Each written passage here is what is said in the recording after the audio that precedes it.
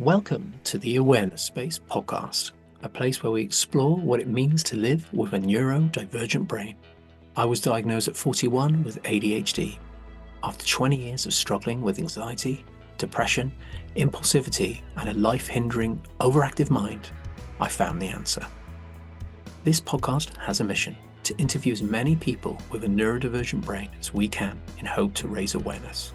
Awareness that it's never too late to discover your truth. Join us every week as we talk with therapists, coaches, and people who can share their story. Getting the diagnosis is just the beginning. May we all thrive in our own way of life. Now let's dive in.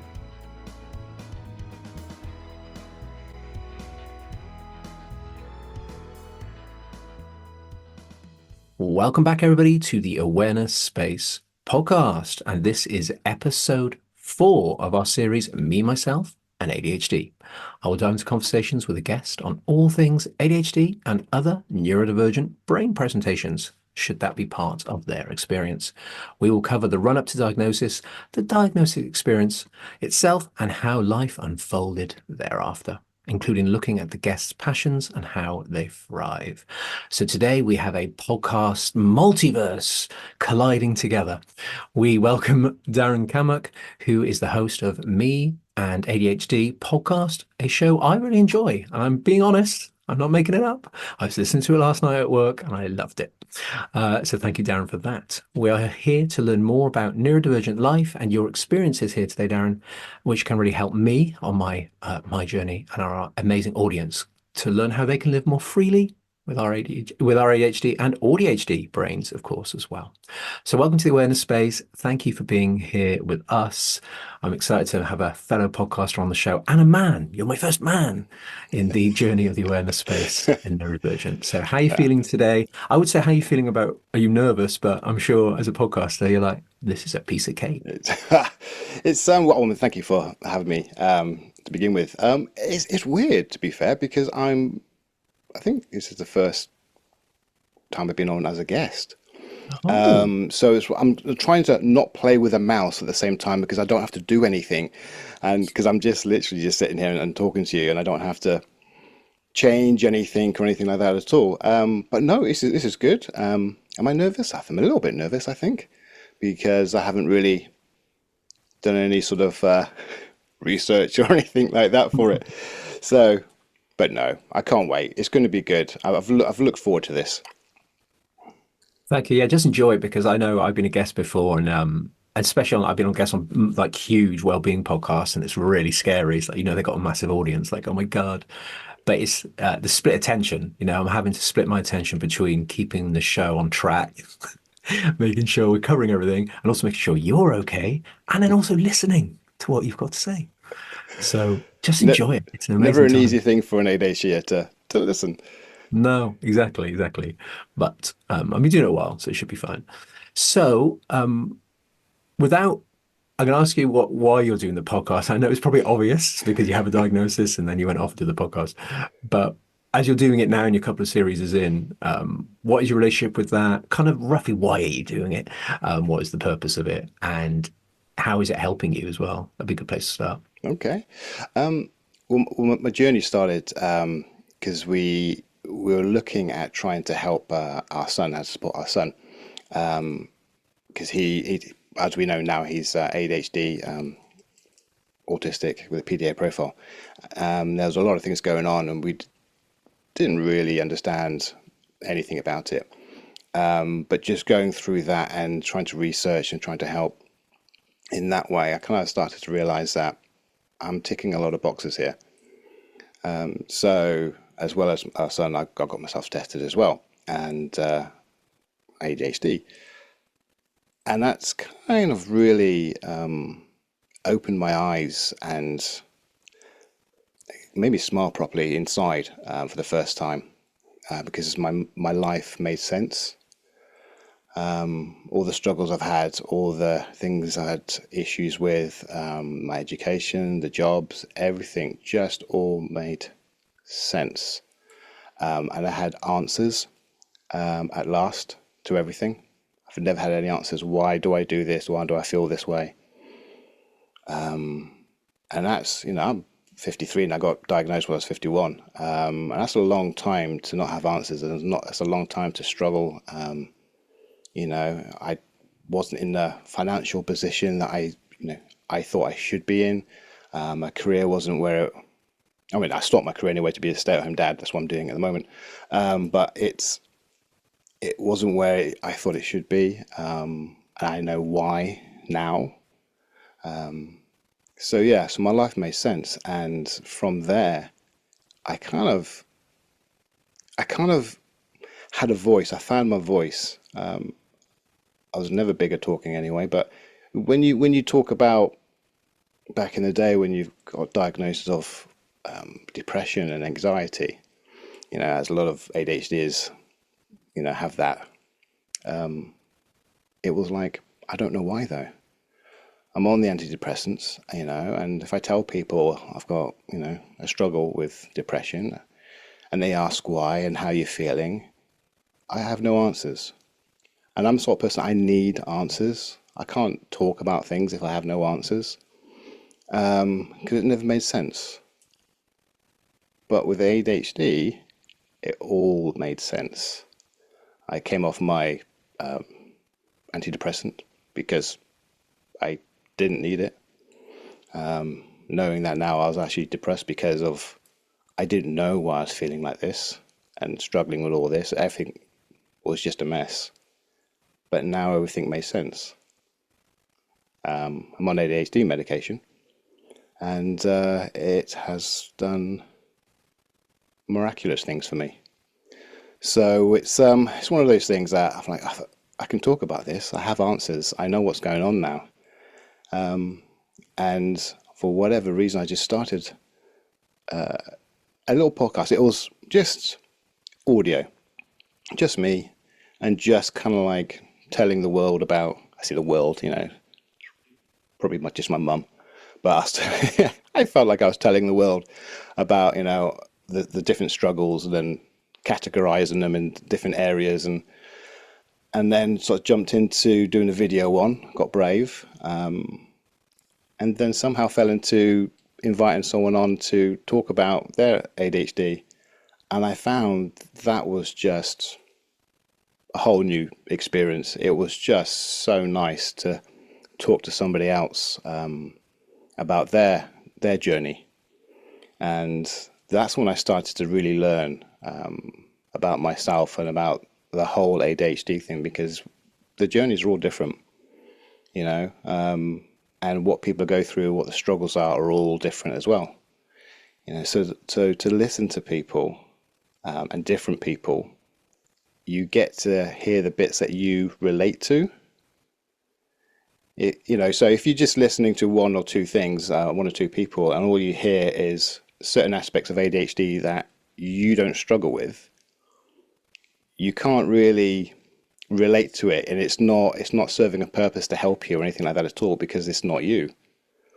So the more people you listen to, in all areas, from anything from where do you go when you first think you're ADHD, who do you talk to first, because you don't know, to being on a waiting list, to how your assessment went, to how did you feel after your diagnosis and medication and jobs and things like that.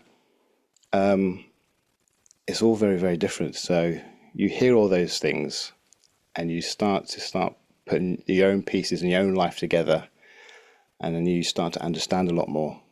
And that's why I keep on doing it, because it's therapy for me. I'm learning all the time, and knowing that if other people listening, they're gonna relate to either myself or my guest.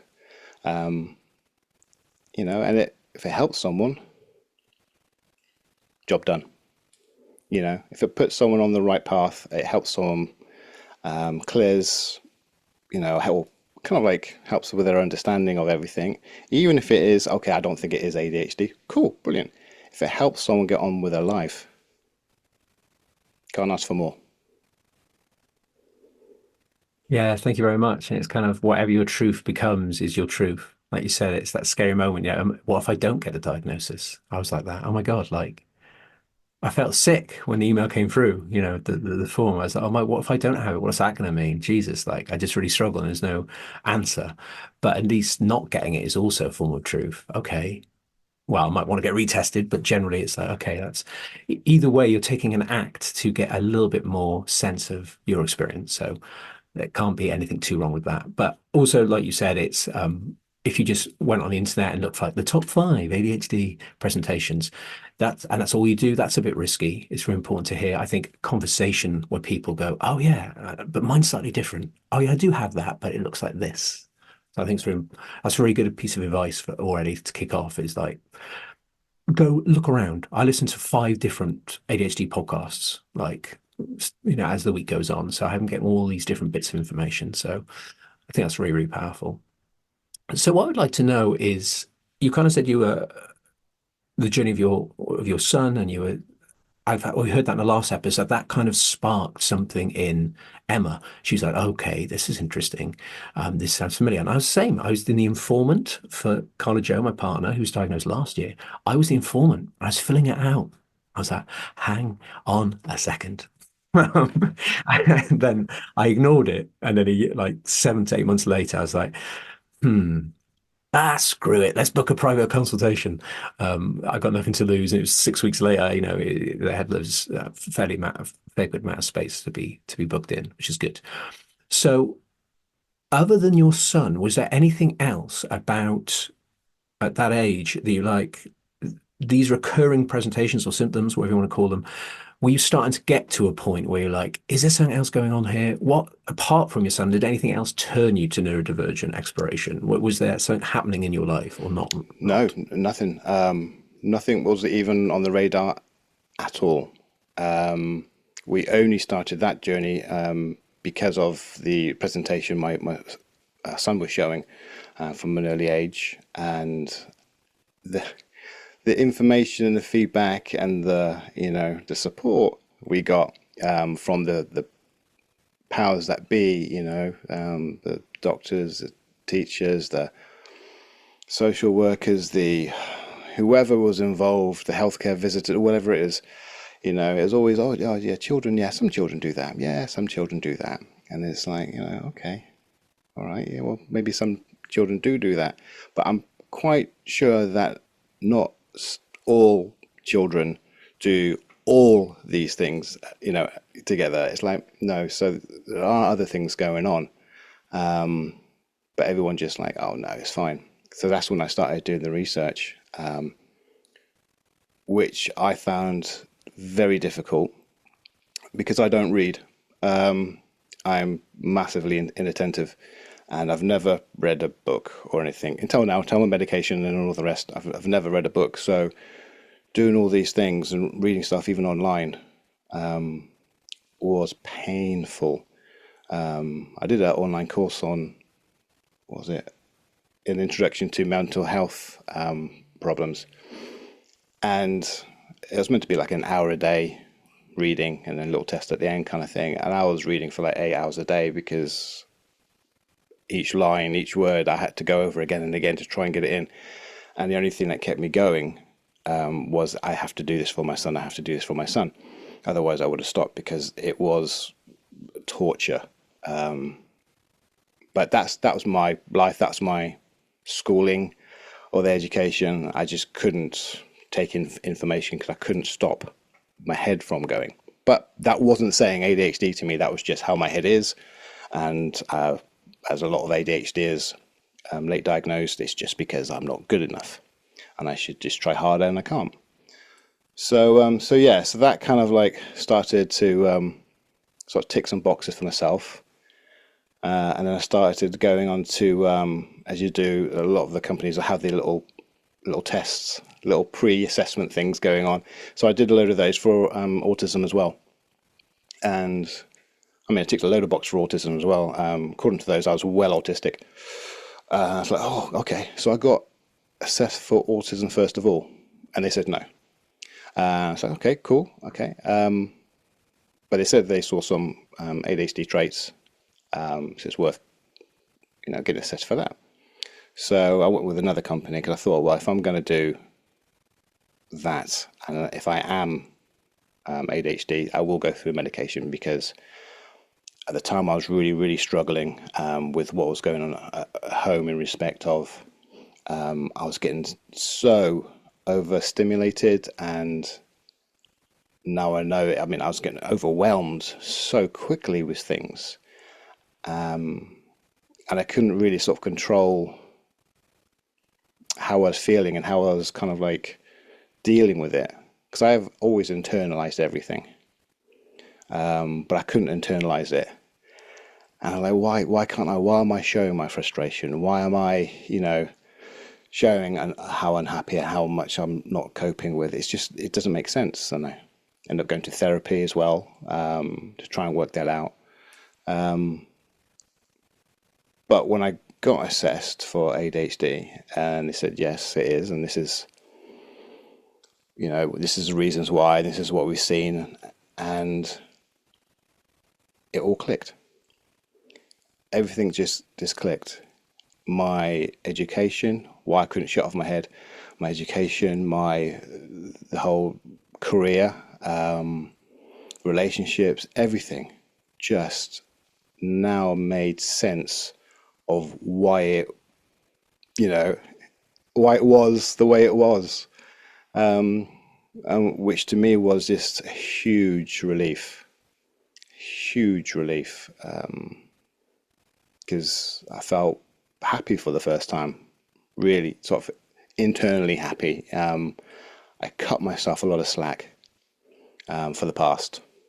I don't cut myself slack for what's happening now and the future kind of thing, but everything in the past, like I mentioned, education, career, and all the rest, not my fault. It was the struggles I had and no support, and what was I to do?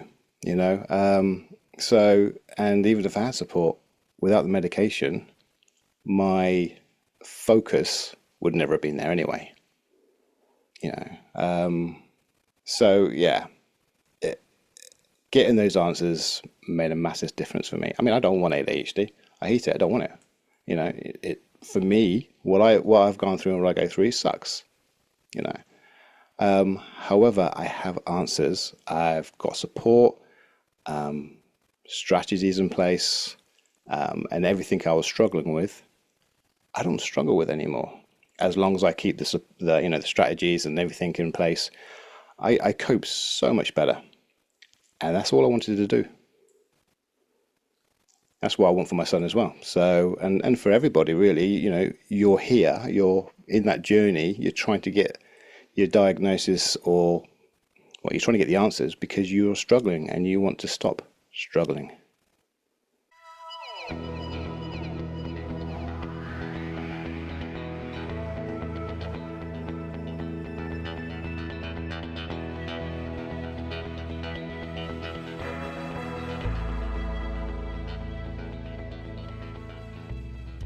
If that made any sense. No, that it all makes sense, and I'm like a little nodding dog. I've noticed on this iteration of my podcast, because it's like, yeah, so familiar. And there was a few things you said, and my brain was trying to make sure it held on to some of that information. But you were talking about how you went for the autism first, which is quite interesting because quite often it's the other way around. But obviously, when you're having your assessment, for everybody listening, if you're with the right kind of psychiatrist and the right people, they are looking for comorbidities, so they are looking for other things that may be presenting. So it's really good that they did that for you and said, okay, we noticed this. But I really want people to understand and know, from what I know so far, is there is some crossover. It's not black and white. It's not autism and ADHD. There is a crossover where some of it looks very similar and presents in a very similar way. So don't just take it as someone will tell you. It's, if you want to get both assessments, then I suggest that's worth doing, because you just never know. I will do an autism one next year, because I have some of that, but apparently some of that is ADHD as well. So just to make people aware of that. So there's a huge crossover with autism and other things as well that can, the symptoms are very, very similar. Like I said, I do those pre-assessment little questionnaires kind of thing, and they give you an idea if you should then take it forward. But I mean, at that time, with my knowledge, I was like, yeah, I am pretty autistic. It's saying that I am very much autistic, but I'm not, you know, which is fine. But it's kind of like understanding that you can have symptoms. If you're not something, doesn't mean you don't struggle. So if you can't, let's just say, for instance, you get overwhelmed really quickly, you know, because sensory issues, okay, and then you're not autistic or you're not ADHD or whatever like that, okay, that's fine. Doesn't take away the fact that you get overwhelmed because of sensory issues. You still have that struggle. It's just on its own, and you need to, you know, deal with that and help support with that. So you don't have to have a diagnosis to know that. Your struggle is your struggle, for whatever reason it is. Yeah, I'm glad you mentioned the sensory thing because people think, oh, sensory, that's obviously autism. But it's like we, as with ADHD, neurodivergent brain, we feel things very intensely and very fast. So of course we'd be affected by sensory things because we would not overreact, that's the wrong word, but we'd be like, whoa, too much sensory. So that is an ADHD thing as well. So it's really important. And with the comorbidities, you know, you talked about how we might be given an anxiety disorder or depression or whatever it is. For me, it was working with counselors and then moving to coaches and then trauma experts. And I interviewed hundreds of people on trauma. So great content, but I thought, oh, I've also got trauma. I was like, that sounds like trauma. A lot of my presentations sound like trauma. So sympathetic charge reacting to environments where it reminds me of a trauma. So then I was then creating this script in my brain of all the things that happened to me as a kid. Oh, that must be trauma. This must be trauma. And ironically now, when I'm reflecting on it, I was like, I really don't think it was. I think I was so hypersensitive to my environments because of ADHD. It felt like trauma all these years later. Oh, I must have been horribly bullied. But I realize now we were all kind of slightly bullying each other in a way. Our group is a bit toxic. But because of the ADHD, I must have really taken that on with RSD and it became really traumatic. But the ADHD is where I sit and I land for that RSD to unfold. So it's the ADHD, not the trauma as such. So trauma may be something else. People listening, they may be told that's what they've got, and that may be true, it may not be true, but just be open to it to be all kinds of things. So yeah, I can't believe it. It's just years of talking about trauma. I'm like, I'm a trauma victim. And maybe not. It's still, I have no memory of my childhood. And my psychiatrist said that is also part of ADHD. So I was like, Yeah. he said, can you tell me about school? I was like, nope. I can tell you about secondary school. I have no memory whatsoever of where I was. I knew I lived in Wales and in Cardiff. I have no idea what my school looked like, who my friends were. It's crazy. How do I not remember any of that? Must be trauma, obviously. No, it was probably part of the ADHD. Anyway, I need to hold on to this information for when I'm a guest one day. But what I'd like to know then, so you've got your diagnosis and you talked about how that felt in your body. So give me a sense of what happened weeks after that. So is it, right, I'm on this. Let's find out more. Let's get things in place. What did the grief get in the way initially? I would really like to know. Get a month, 2 months, how did that feel, if you can recall? Um, yeah, I mean, I've spoken to a lot of people, and you know, the grief thing is quite big, and the whole kind of looking back on what could have been and things like that. And I didn't. I skipped that. I was so overwhelmingly happy that I had answers. I'm still out. I'm still. I say it's my euphoric bubble, and I'm just full of it still at the moment. That you know that I can talk, I can speak to people about it. I am understanding myself. I'm still going through the journey. I'm still sort of researching and listening and trying to fit where certain things belong to me, and if it is part of my ADHD or if it isn't part of my ADHD, and trying to work things out. But it's a bit of a hyper focus for me now, which I didn't know I did until I did. Um, but yeah, it's been great for me. A really positive thing for me, because it gave me the answers. It's about the answers. It's not about the diagnosis. It's not about that whole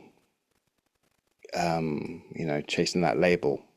I mean, fine, you want to call it a label, it's great, but my label beforehand was a lot worse than what it is now. So, I know I'm not stupid. I know I'm not lazy. I know I'm not worthless. I know it's not because I didn't try hard enough and things like that.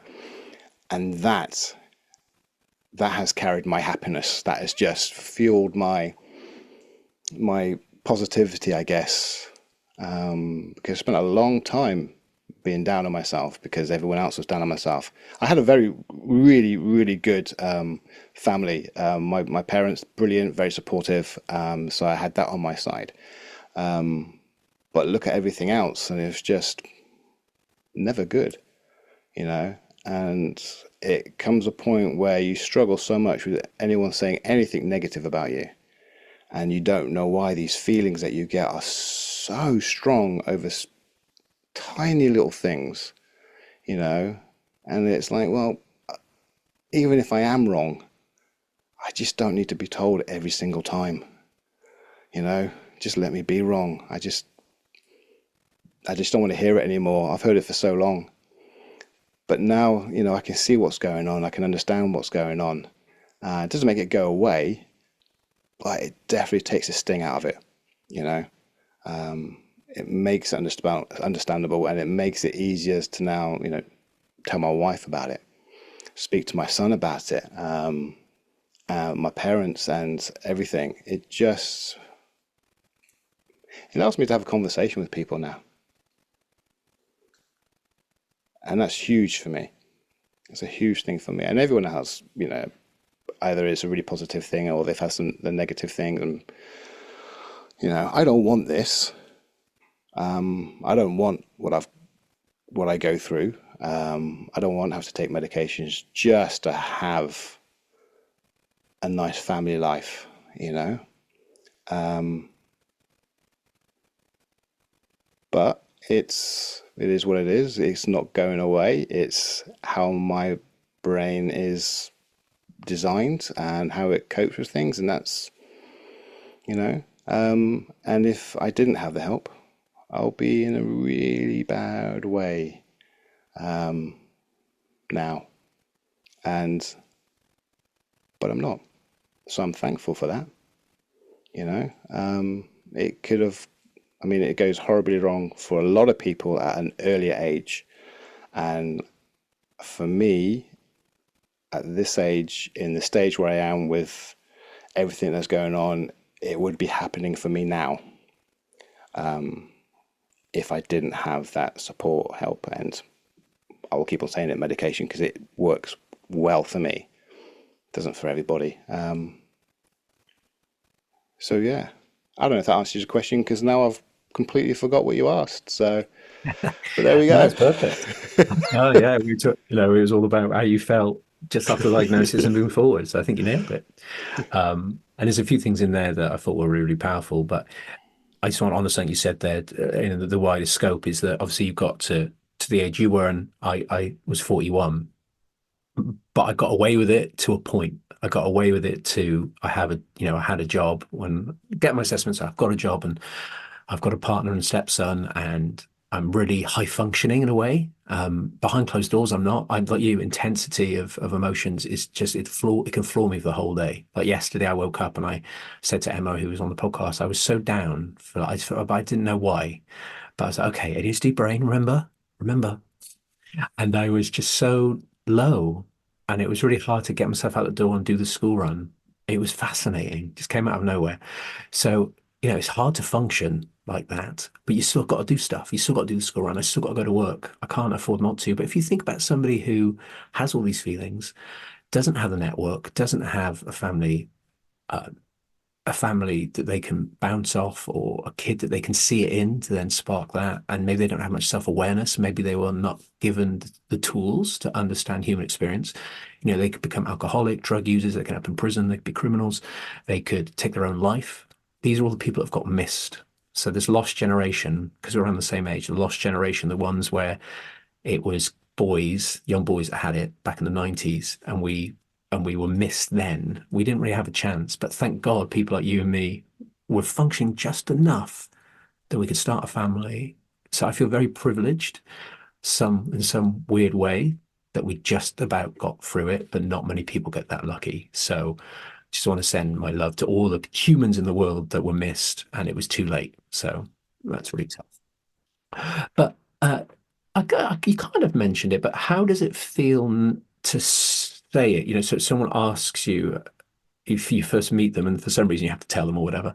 I'm still struggling with that. So I say I have this thing, and then it's interesting to watch people's responses. I'm very attuned to the micro changes in someone's energy field. You know what I mean? Like I'm really, really hypersensitive to how people are being. I can see it a mile off. If someone's not right, I can tell. I'm like, how are you? And they're like, how did you know? I'm like, yeah, hey, I'm Superman. But I'm really noticing people's reactions, even if they're micro. How Yeah. does that feel? Do you not care? You're like, yeah, I'm ADHD. I don't care if you think it's not real or whatever. How is that for you? I think for me, I think without my son and what we've had to go through, I would struggle with it. I think it would be just the same, I think, as if when I was diagnosed with depression, anxiety, I didn't have answers and, stigma.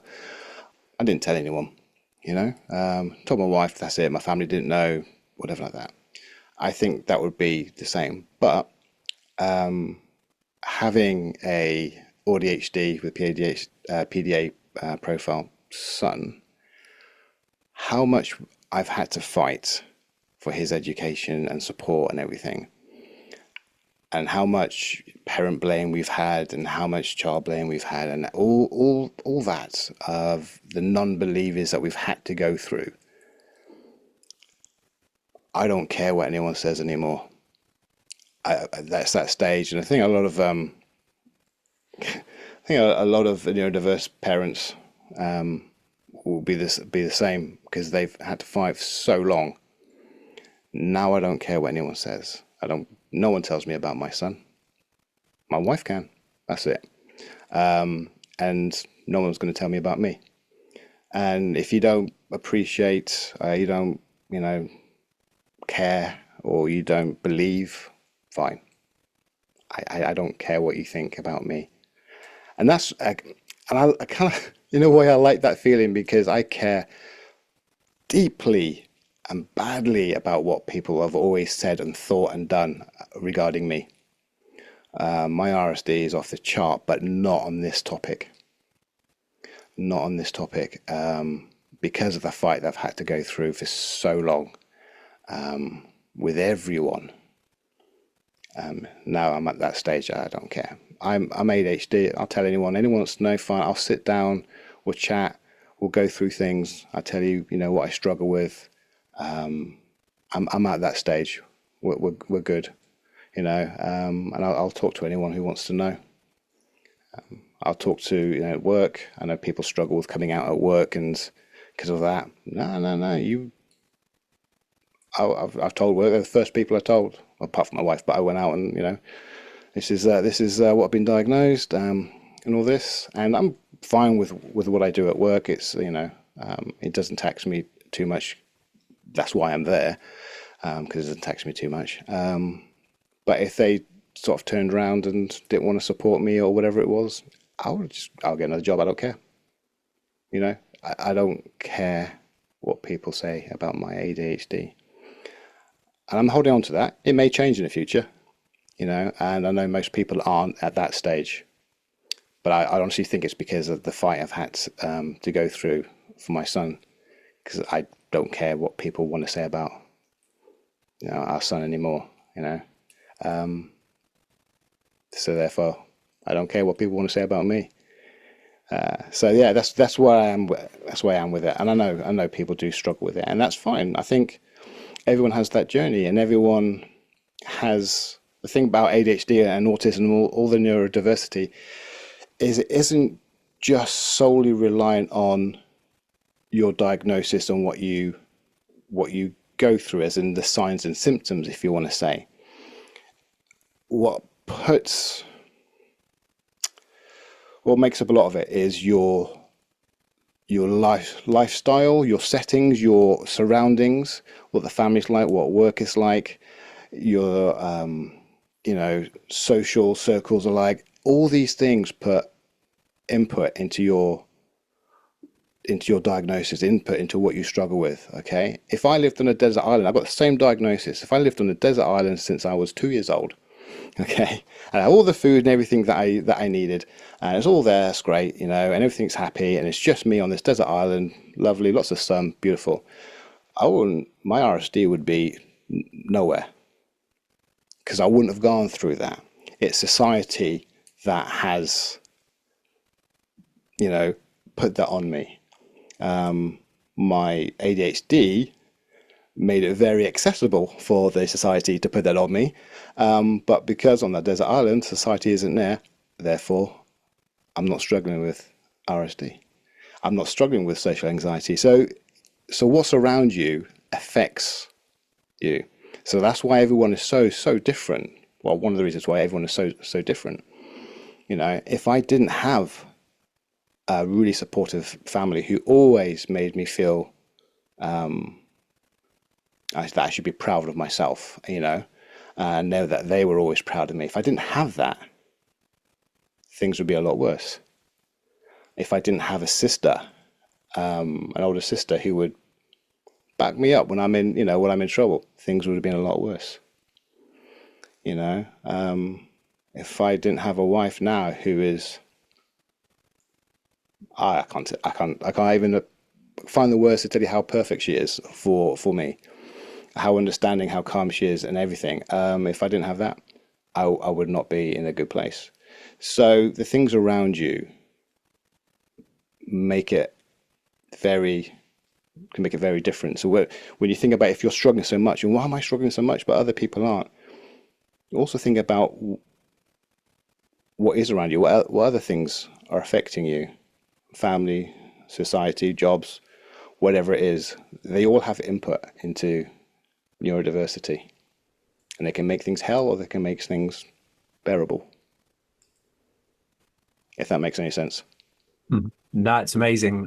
Yeah, thank you so much because that's we're on episode 4, and that's the first time that sort of concept of it's come up. So thank you. This kind of sense of, you know, there's people out there who are really successful entrepreneurs who it somehow worked out, and they said, "Well, I don't really need to know, to be honest. You know, it's probably more than likely I have it, but life, because of my circumstances, my upbringing, and my privilege, maybe there's a lot of money in the family, things like that, and they've got good people around them that."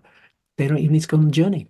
And that is absolutely awesome as well. Like, doesn't mean they don't or do have ADHD or whatever. That's great. And like you said, I've got to a point at 41 where I feel like I should have got more out of life. I should be in a better place. So for me, it's really important to see if there's something hindering that. Um, and what of it is my interaction with the world that I've created, and what is the world affecting me and making me have these internal responses. And it's interesting because people say to me, "Oh, well, you've done really well, haven't you? I mean, look all the things that you've done." That's the main one I've had so far. It's like, no, yeah, you had that, you built that global. I had a global company. I talked about in the last episode, where I was recruiting therapists, and then we'd help people who couldn't afford to get help by getting funding, all that kind of stuff. So I've always been on a mission of saving human beings for whatever reason. But people will say you've done all these things, but then I'm going to say this on the I'm going to say this on the show a lot, guys. So I apologize. You're going to hear this same sentence over and over again. And I said it to my friend last night, who did some. She said she's 19. She's a student at work, and she said I did some sort of stalking because I think I have it on your Instagram to see your, you know, your life history. And she's like, oh my God, like all the things that you've done. And she's like, well, how much of that do you use? And I want people to understand that, yes, I'm intelligent and I'm really good with people and I'm really motivated and I'm hyper focused. I'm really creative. But guess what? I'm a qualified personal trainer. I'm a qualified massage therapist. I'm a qualified biomechanics coach. I'm a qualified well-being coach.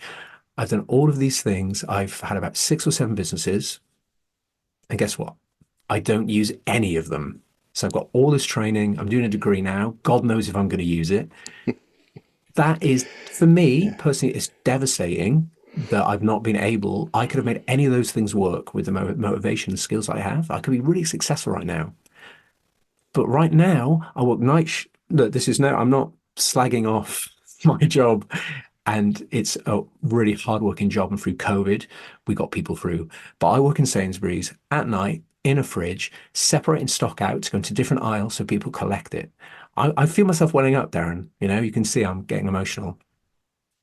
How the fuck have I ended up in a fucking fridge working night shifts with all of these skills because my self-worth, I've only just found out that my psychiatrist mentioned some of this and my partner said this and my mum. My self-worth is in the toilet because this whole time I know I can do these things. I just can't do them because of RSD and my reaction to overstimulus and getting burnt out every second I push too hard. So the moral of the story is, how does ADHD affect me? It means that I can't follow through on any of those things.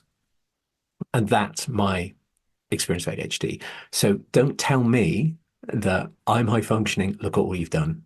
Who gives a shit? I'm not using any of it. But to finish that, well, I'm going to give it back to you, but to finish that bubble, technically I am using it because I'm sat here today with insane well-being knowledge because of all my training. I know so much about the body and the nervous system and trauma recovery, soon to be ADHD. I'm out there in the world presenting, editing podcasts, creating videos, all the stuff I love to do. I get to do this every day and I love it. So it ends positively. The heartbreaking thing is how the world runs, which is all run off money.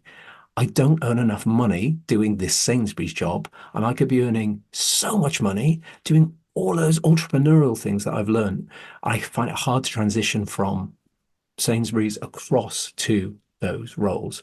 And that's devastating for me because I can't take care of my family properly. I can't provide financially like I'd like to. And for my stepson. So double self-worth issues. So now I get this opportunity to go, how can I flourish with it? So Darren, any thoughts on what I've just said there? Have you heard this before? Does it sound familiar? And is it a good way of... Sound familiar? Sounds like you're me. So I'm personal trainer. So I spent 28 years in the fitness industry, personal trainer, group exercise instructor, all the rest, sports therapy and sports massage therapy. And I did all that. Well, I got into that originally because I was bullied a lot at school.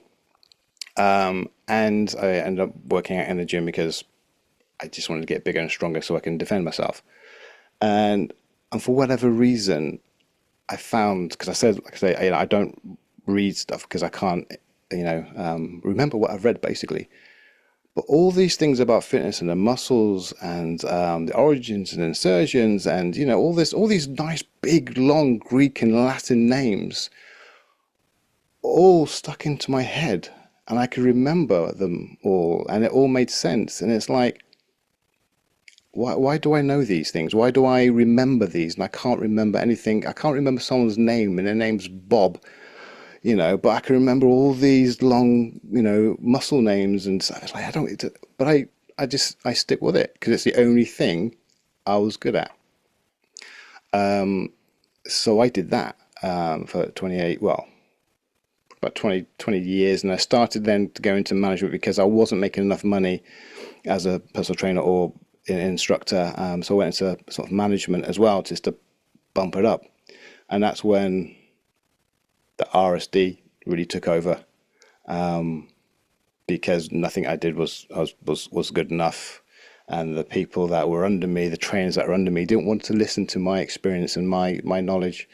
So then it started making me feel, I have worked my ass off to get this information to stay in my head. And, I've made sure that I'm, really on form with my knowledge behind it all. And no one wants to know. So you're just saying that I'm useless. I'm pointless. No one wants to talk to me. No one wants to listen to me because what I've got to say is just irrelevant. And that's where it all started to go really wrong, because my self-worth went right down into the crapper, basically. And that's why I started then sort of changing the job a lot. And now I stopped being a stay-at-home dad. And a couple of years ago, I started sort of working again, just part-time. And I work in Tesco's. So, Boo! so when you said that at Sainsbury's, I was like, hey. But I go there. I work there because I'm on the tills. I work there because what we have to do at home to support our son is very, very, very stressful. And I know, and it comes to knowing myself, I can't go to work and be stressed at work and then be able to function at home. And home is more important than work. So I go and do what I do because I don't have to think about work. I can just go and do it. I'm not worried about the next day. I'm not worried about the next shift. I'm not worried about what I have to do or anything like that. So I just do it and then I go home. It's stress-free because I need to save my strength for home and support home. So yeah, so I mean, your story sounds very familiar to mine. But unlike you with mine, I when I left sort of fitness, I just shut off from it. So I don't live I don't live by the rules of nutrition and exercise as I used to. I was very much, that was it. That's what I did. But now it's just like I've turned my back on I don't know, I guess a toxic relationship, I think. That's what it sort of feels like. So yeah. Yeah, wow, that's crazy how similar similar the story is there. But I think that the entrepreneurship is a huge part of neurodivergent brains, which is good and bad. Obviously, Yeah. it's amazing. I think our brains are so made for that, and I think it's so wonderful. I mean, most of the people at the top end of business are having a neurodivergent brain, which is so cool. I feel like I'm part of a really successful tribe in that way, which is great. But also, it means that it's hard maybe to sustain it, keep it going, let the RSD not get in the way, things like that. But it's I think it's something to celebrate that, like I said earlier, we're both still sat here doing, I think, really important work and really purposeful work. So the rant that everyone was hearing there, that really emotional outburst, is I'm grieving. I'm 6 weeks in. This is all very new. And I'm reflecting on maybe not 41 years because I was a baby for a bit, but let's say 35 years. So we're talking about 35 years of not understanding myself. And then it just been complete chaos in many ways. And now the chaos can end. I can see some of the chaos every day still taking place, but I can see it now. So it won't go anywhere bad. But I have people that need me. Like you said, we have people that need us, that care for us, and we care for them, and we want to turn up for them and do the right things. That creates a different kind of pressure. And I want to be successful for me and them, but success to me isn't about, being rich and stuff. It's just like, I know I'm really talented and I'd like to really succeed with something just really flowing and thriving really well. That's what I'd really want for myself. So I didn't even mention that twice I tried to become a gardener, but I was just bored out of my mind learning all the science. I just wanted to get out there and transform a garden and get some dopamine, you know? So that's another thing.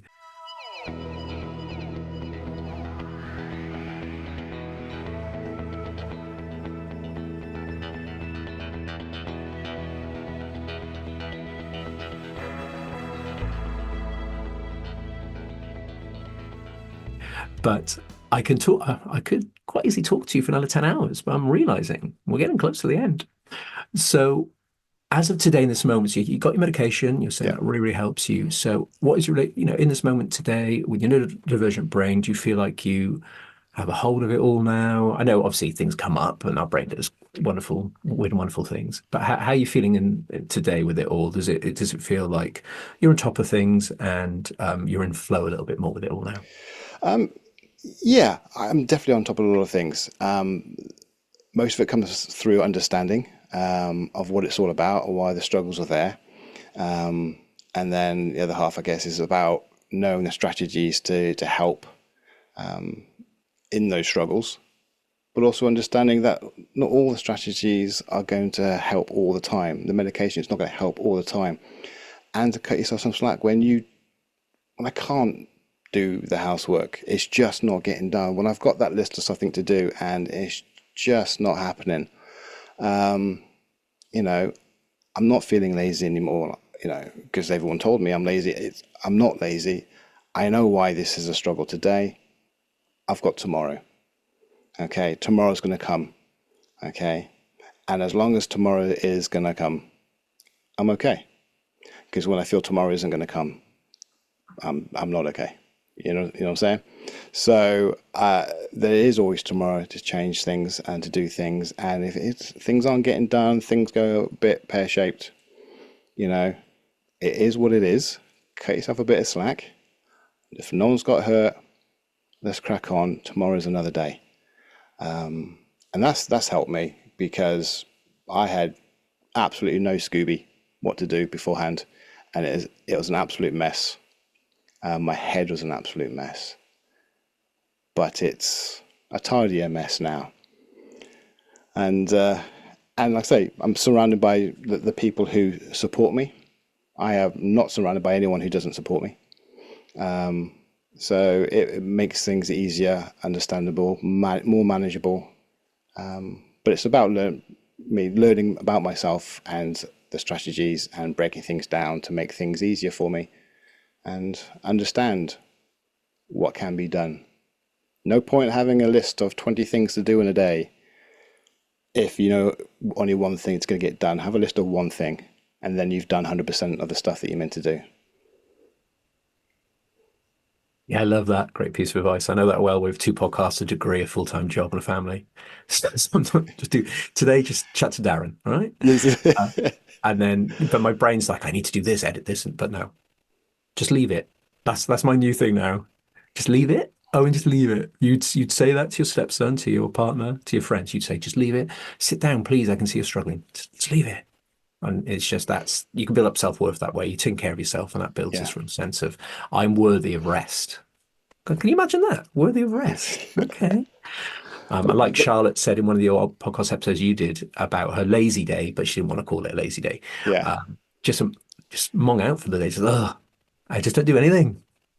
Just enjoy it. It's amazing. We'll just go to it, the beach for the day, you know? Just no, absolutely. hang You've got around to the look sea. after yourself.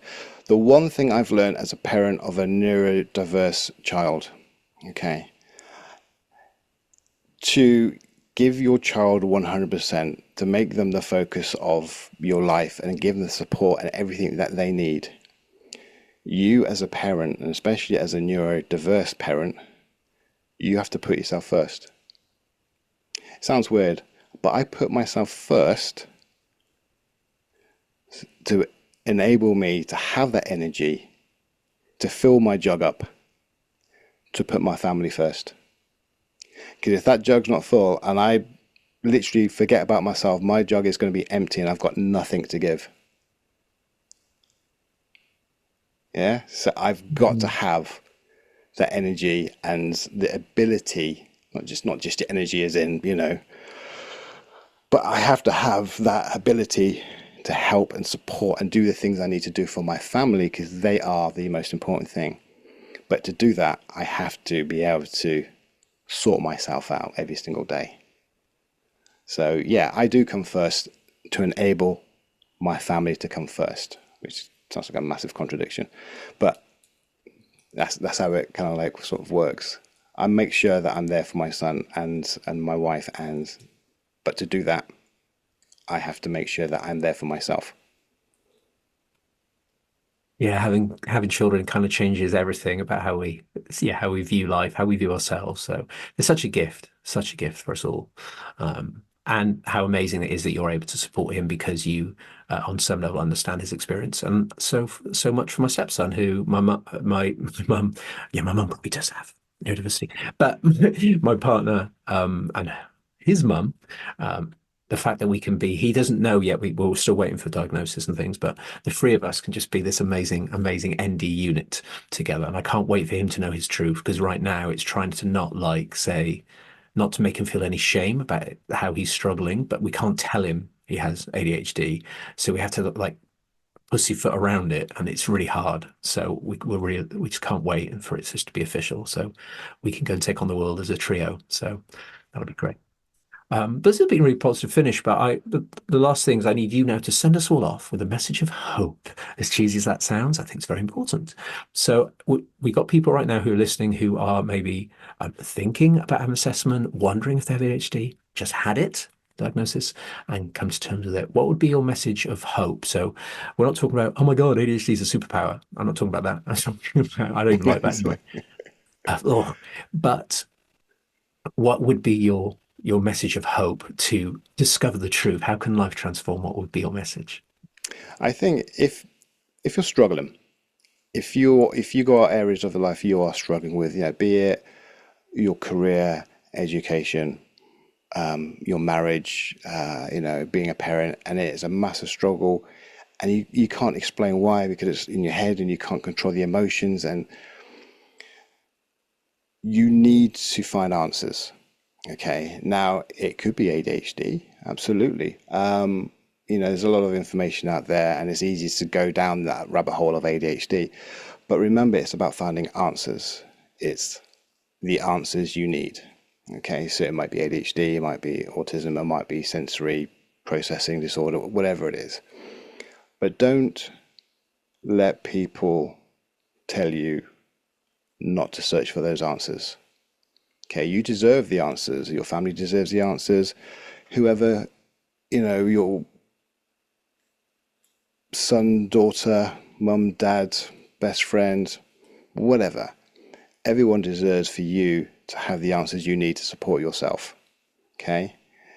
And if you're late diagnosed, you've gone long enough with no support. Okay? So you need to advocate for yourself. You need to fight to get those answers, whatever the answers are. Okay? Get the answers, get the help, get the support. Don't let anyone stop you.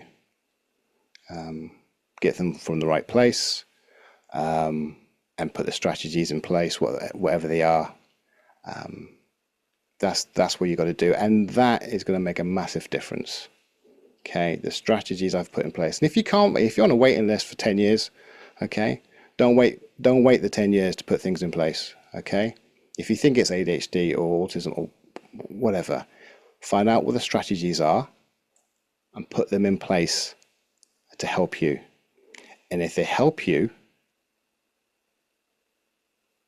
job done. Okay? That's not saying you don't have to go get a diagnosis or anything now. It's just put those strategies in place to make your life better. And it will make your life so much better. There is happiness there. There is happiness there. But it's about understanding yourself and what you need, and then putting what you need in place.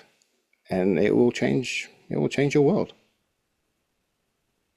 Thanks so much. It's so powerful. And I completely concur. I'm so early on, but I can see from what you've experienced, that's where my journey can go. And like you said, it's, there's grief in there, but I'm also like, okay, cool. All right, I can see what's going on there. So I can manage that better now and only do 20 minutes of study. I must have a break before I get completely wired. So That's amazing. What a gift. Now I can enjoy it a lot more. Which is great. But anyway, I'm going to stop talking because I could keep going. I've got so many things to ask you. So hopefully I can convince everybody that's listening to come back on because there's so much to cover. So don't expect to not see Darren again. He will return. Oh, it'll be my pleasure. If he wants to, obviously. Oh, yeah, absolutely. Which it sounds like he does. That's fine.